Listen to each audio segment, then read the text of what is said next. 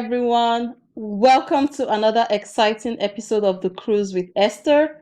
So, today we have an exciting guest here with us, Mrs. Brown, who has been an elementary teacher for so many years. So, she's here to share her experiences with us and, of course, for us to learn more about her field. So, now, Mrs. Brown, thank you so much for having us. Thanks for having me. Yeah. So, first of all, I'm going to ask, how long have you been teaching? I am going on my 23rd year. Oh, wow. 23 years of Yes, teaching. Oh my God. So, of course, that means you love what you do. I do. So, what do you love about teaching? I love the growth that you see. I love the light bulb that goes off and just how innocent kids are. Oh, wow. Yeah.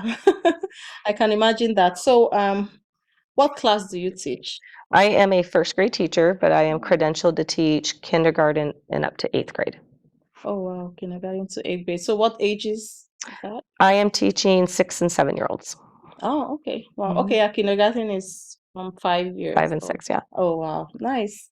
So, during your years of teaching, what have been your favorite experiences? Oh, I don't have a specific one, but I remember a boy that was in foster care and he got some sort of award, but it came with a medal. And he goes, "Can I keep this?" I go, "It is yours to keep." And he Oh, was so excited. And I'll never forget that kid. I think he's probably in 7th or 8th grade now. oh, wow. Hmm. Nice. So, what did he do that made him win that award? I think it was a character trait. So probably being like kind or perseverance. It was some sort of character trait. Oh, nice. Oh, wow. I know you must have had like lots of, favorite experiences or Hmm. memorable. Can you share more? I had a boy who wanted a bed for Christmas, and I didn't want him to want a bed. I wanted to want a toy. So I had someone donate a bed, and it was delivered to his house. So Wow. he could actually want a toy for Christmas. Oh yeah, but for him to ask for a bed, so that's he knows what he really wants Right. And that exactly. told me he really needed it. If a 6th grader or 5th grader is asking for a bed, Yeah. he needed a bed. Oh wow, that must be very emotional. Yes. Yeah, and when But he it got the felt bed, good. yeah, and when he got it, how He did got it a couple days. I don't know how the delivery happened. It was okay. just a friend of a friend, and the uh, the mattress company came to his house and delivered it. Oh wow. Oh, that must have been so emotional, and he must have Mhm. been very happy. Yeah. So did you see him after that? No, I just found out and I said, "Did you get your bed?" And he said, "Yeah." And we just kind of didn't talk about it because I didn't want the other kids to know what I had done. Oh, okay, Yeah. got it. Nice. So, of course, you must have like very good experiences, and there Yes. are the bad ones too. So, Yes. can you share some of that with us? I reported a rape because the grandmother shared it with me, and because I'm a mandated reporter, I had to Oh, wow. report it. I also called the police department, and the police quickly came to the school, and the grandmother, when they spoke to the grandmother, she came back to me and asked why I had called the police. And I told her Really? that I had to. How old was her daughter? She was 12 or 13, and she was raped at the bus stop. Oh my God. You know, And don't know what happened after that. and she didn't want you to even report that to the No, police? So no. then why did she tell you? Do you know why? I do not know if maybe she just felt comfortable, but it was just in random talk, and I was like, I gotta call somebody on this one. Yeah. Oh my God, that must have been very traumatic for the Yeah. girl. Have you actually thought about quitting the job? And if yes, of course, how were you able to tackle it? I've thought about leaving school districts. I've never thought about Okay. quitting my job. I Oh, thought about maybe going and doing a different part at the district level, but I like being in the classroom with the kids. And many have said when they go to the district office, they do miss the classroom. And that's what I'm there for, is for the kids. yeah. So going to the district office, of course, you don't get like close contact with the No, kids. you're Oh, doing lesson development, you're doing curriculum design, and that's not what I want to do. oh yeah. Yeah. So I can imagine. So your passion, of course, is definitely being with kids. Yes. Oh, okay. And teaching them, of course, Right, right.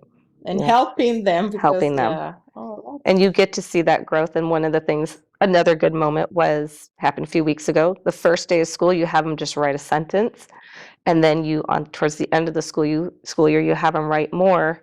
Mm. and you have a sentence that you can't understand, and there's 3 words, and then you have them writing a full paragraph, and it's Oh, wow. amazing. Oh, wow. That is why I teach. Oh, that's and then you read all these things? Do you Mhm. keep them somewhere? Yes, and I keep it in my folder in my file cabinet, and then I show it to them. I go, "Look how you wrote," and they just can't believe, "I Oh. did that?" And they laugh at themselves because they couldn't spell. Oh. They couldn't write. Oh, that's so sweet. Like, teaching little kids, you just get to have a lot of Yes. experiences and yeah. Oh, nice. So I know on your Facebook, like I see some of the silly things you do Mhm. with the kids. How is that something you plan or take Yes, it? I do classroom transformations, so I've made my classroom into a campground, so I have a tent, and I dress like a camp counselor, and all the activities are based on camping. I've made my classroom a Pokemon stop where I dress like Pikachu, and all Oh, the wow. activities were a Pokestop, and they got to try all these different Asian candies. For Halloween, we had guts, which was cooked spaghetti. We had pumpkin guts. I think we had a bag of fake spiders. So those type of things require a lot of work, but sometimes I just make things up and go with it. Yeah, I mean, since it's something you love doing, of Right. course, you Yeah. enjoy doing things like that. Wow. So, aside from teaching, what are you passionate about? I just it's my family I want to be with. I Oh, need to turn everything off because I'm mentally drained by the end of the week, and I need lots of sleep. yeah. I wake up early to get to work, and it's just work. Teaching is a lot of work. Yeah, it is. So, if you were not given the opportunity to teach, what do you think you'd be doing? I want to be a police officer, but I'm Mm. too old now. Oh, you But think so? when I was a kid, I wanted to be an architect, and then, I know some friends that are police officers, and then my mother-in-law is a retired police officer. Oh, I wow. would like to do that, but again, I would probably get scared in the heat of the moment, but it's anything that helps the community. Yeah, that's nice.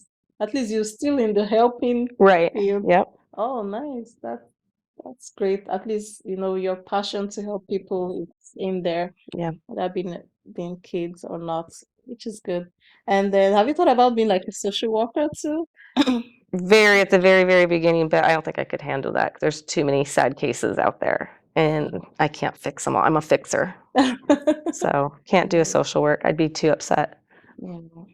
Yeah, and there's something I, listened to one time that being an elementary teacher, it's very expensive because you Mhm. get to buy the school supplies. Is that true? In my case, no. I am in a Title I school, so we get funds. So I have all the pencils that I need. If you're in a well-off area, maybe not as much, but Yeah. a lot of teachers do ask for supplies. Oh, okay. If we do above and beyond, like our classroom, we pay for all of that. If Mm. we do an activity with the kids, like if we're going to make Christmas presents with them or Mother's Day, all that is out of our pockets. Oh, The school okay. does not reimburse us.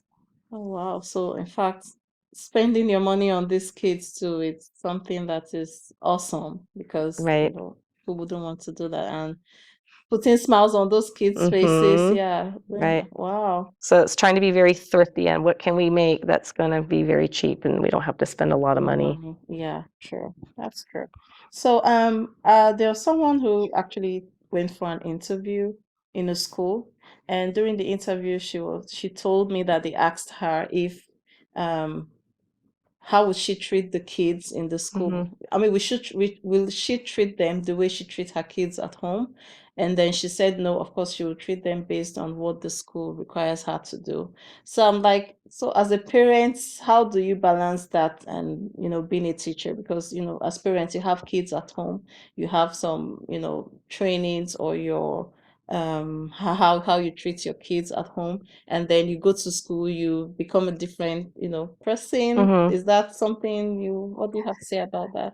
I am their mother to Yeah. an extent. I'm their second mother. I think you need to have that line of you're being a teacher, but you also have to correct them. You're teaching them life skills. But I think you can be a teacher and a parent at the same time. I mean, if you're professional with them and they know what's expected, but sometimes you get on them like you would with your kids. Yeah. I think it happens more on in the school year when you're more comfortable, but, I'm both. I'm their teacher and I'm their mother. Yeah, like you said, Mama Brown. Yep, Mama Brown. Oh, nice. And what about this saying that says, when you spare the rod, you spoil the child? Like while growing up in my country, of course, teachers are allowed. I don't know about now, but during my time, teachers are allowed to actually spank the kids whenever they do something wrong. But I know here it's very different. Like you don't Yeah. touch kids. So how do you correct the kids? Cool. Well, that's why I'm in 1st grade because I can still scare them and make them cry. Um, it can be just a look. I have a point system, so I take points. I don't take recesses because I feel that they need to go play. Yeah. If I do take a recess, which I did this week, it's half of the recess. I make sure I go over what they did wrong and how to make it better. It's calling a parent, but I don't take their recesses away. Oh, They need to play and get that energy out so it doesn't come back in my classroom. yeah. So of course you have your own method of, Mhm. dealing with the kids. Yep. Or Yeah. it's just even that stern look. Or you Yeah. stop talking, you just stare at them and wait for them to finish talking because they're on the carpet, and then, "Are you done now?" And you Yeah. go back. Oh, really? I mean, because, like I don't know if that it's gonna be of course I don't know if it's gonna be allowed, but like we growing up, when they spank us, you get scared. Of course, we have that motherly look, like you just Mhm. mentioned. Like our moms would look at us, and of course, you know what she's saying, even without saying anything. You know all the words that is coming out from those eyes, Mhm. and then you behave yourself. So I'm so glad to hear that you do that too. Yeah. Yeah. So, what advice do you have for parents with kids in elementary school? Work with them, value education, read with them. I think reading is key, and you can tell who values education and who doesn't. You see it in the classroom, and the ones that don't value education, they're disrespectful towards teachers. Oh, wow. So that means it's kind of like a collaborative work. The Yeah. parents have to be involved in Mhm. this kid's life. So that means in class you would know those who have parents that are involved in their education and those who don't. Right, and they're not always perfect, but most likely the kids that are well behaved, their parents are involved, and I'm Oh, talking with them on a daily basis. And usually if there's a problem in the classroom and I bring it to the parent's attention, the problem's fixed the next day. You can tell that they've been spoken to. oh, nice. And Yeah. so there are some parents who come and then fight with you if you. Yep. There's parents that will not they change their phone numbers, they don't pick up, or they blame the teacher. Like there's a parent or student that has been late to school 95 times, Oh my and God. when I address attendance, she is very defensive and comes back at me. So I know not to talk to that parent or talk about attendance Oh because wow. it's very sensitive. Really? So you just leave the kids like that? Like, There's no point to argue with a parent like that or have a conversation because they're just not in the right mindset. And it's not going to change. It's been like this for 2 years since she's been in school. So oh wow. And is there a punishment for something like that? there's supposed to be, but because of the pandemic and not a lot of people wanna be in education, there is there's certain steps that they do for truancy, and Okay. unfortunately, this school year, they haven't followed through very much. Oh wow. And when they are supposed to follow those meetings or have those meetings, a lot of them do not show up, and Okay. this parent did not show up for 2 of them. Oh wow. And you can like expel the kid No, from that's school. that's if they're breaking ed code, and that's, drugs and guns, stuff like that. Oh, okay. They But used to do arrest the parents, but they don't do that anymore. oh really? Yeah, Wow. Wow. not So you just anymore. leave the kid to do whatever he or she wants Unfortunately, to. yes, just let them fail, and that's what's really hard as a teacher is that they're outside the classroom or they're not coming to school, and we can't do anything about it. I can't get your child up to grade level if they don't come to school consistently. Yeah. And do they repeat classes? They don't do that either. I mean, it has to Oh, be a really? big in my district, it has to be a really big thing. A lot of parents think, "Is my child going to the next grade?" It's like, there's a process, so you would know if your child's gonna not go to the next grade Oh, level, okay. but they try not to do that. Oh, so if they fail, they Keep on still. going. Oh, really? Mhm. Wow. Oh, wow. I mean, there's Wow. a 6th grader that's reading at a preschool level. They can't read, and they're gonna go to 7th grade not able to read. Oh my God, really? That's what's hard about education now. It's a lot of political stuff, but yeah, there's nothing I can do. Wow. Because that way you have them like I mean where I come from in Nigeria, they will repeat the class like if they Yeah. fail. I think they used to back in the day. I've been held back, but now they just keep pushing them through, and they've said, "We'll just give them interventions, and we'll help them through the way." Oh no. So what do they grade them? Like is there anything that means there's nothing like fail? They get Fs, but they still go to the next grade level. Okay. Wow. So if a student like have all Fs, they still go to They the still next. go. I think now in high school, I believe if they fail, then they have to go to summer school, or Okay. they do, I don't remember what it's called, but they do the next year, they're like a super senior or something like that, but they'll go to adult ed and then get their GED or their diploma. Oh, okay. But in elementary school. They just keep going. Oh, okay. Wow. Okay. Yeah, that's good to know because I'm just here. I mean, I just hear this for the first And the time. kids know, I'm gonna get Fs, I'm still gonna go to the next grade level. Yeah, and that's actually not good because it's gonna make them, relax and, Yep, don't strive to right, succeed or do better right. since they will still go to the next grade either way. Mhm. Oh God. So because of that, do you think you see students not being serious in class? I think in the upper grades, lower grades, and if they're gonna be held back, it's usually in 1st grade, because you can Okay. do that, but we also look at their size. If you don't want a boy that looks like an 8-year-old with a bunch of 6-year-olds, they look Okay. at the maturity and a bunch of all these other things. Oh, okay. Okay. So that will determine. Mhm. Oh my God. And then do they try to maybe if because some students academically they are not good, but they have like other areas where they have their strengths. Do Right. you people like encourage that too? Yes. Okay. Yeah. Oh wow. Okay. Wow. I didn't know this. I'm just knowing for the first time. So I'm sure that's why some parents too don't even care if their kids pass, if they know this. And I think, education wasn't valued as they were younger, and a lot of them are struggling with things in their lives, and they're Yeah. in survival mode, and education isn't their priority right now. It's getting food on the table and paying their bills. Yeah. And education is actually very, very important. Yes. And you have to start teaching them while they're young Right. because if you miss that stage, I think that's it. Mhm. Uh, so, yeah. So we as parents, we need to do a lot of work too Yes. because if It's a we, team effort. yeah, yeah, true.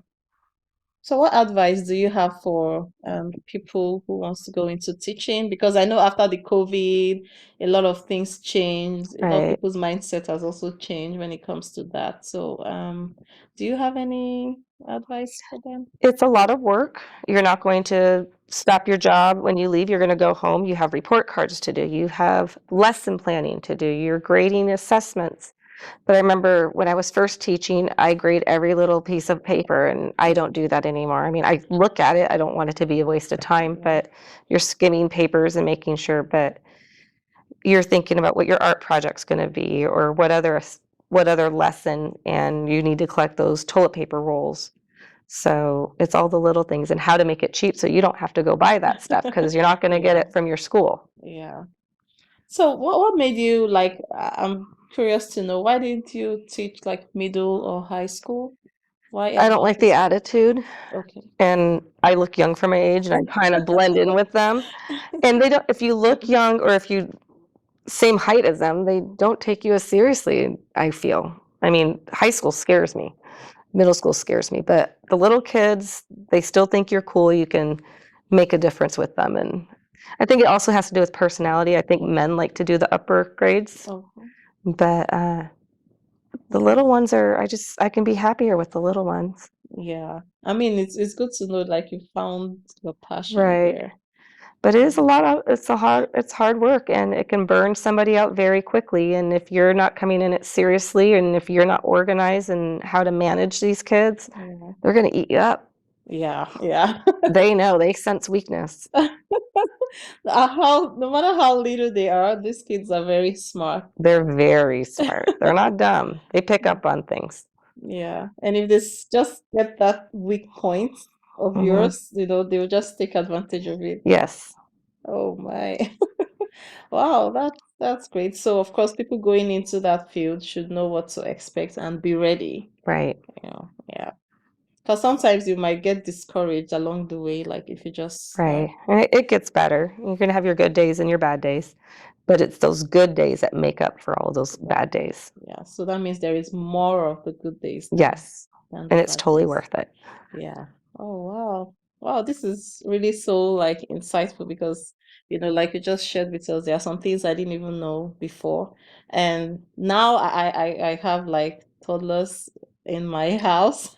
So I know now, of course, I knew like you have to play a very significant role in this kid's life, not just leaving it for the teachers in school. Because I know like there are some parents who will keep their kids in school, like after school hours, they spend like Mhm. almost the whole day, and then even when they get back, we as parents should still try to, what did you do in school today, show me, what you've done, and right, like Mhm. try to engage yourself with them in their school Right. activities. Okay, so yeah, wow, thank you so much, You're Mrs. welcome. Brown. You're welcome.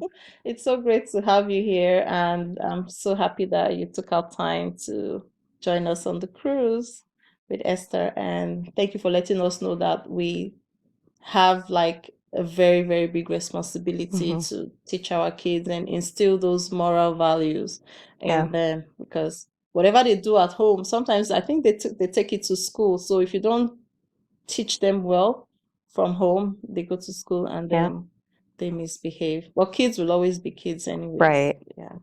Okay. Thank you so much. And wow, like viewers out there, would like to hear your experiences. For those of you in teaching or helping kids, please do not hesitate to share your favorite experiences with us, and also the good, not so good experiences as well, and how you were able to tackle them, for people who are going to watch this or who are looking into, the educational aspect of life or teaching, and being social workers. They would be able to learn from all these experiences if you share them in the comment section below. So please do not forget to like, share, and subscribe to this channel, and we'll see you here next time. Stay charming, fabulous, healthy, and stay blessed. See you next episode. Bye.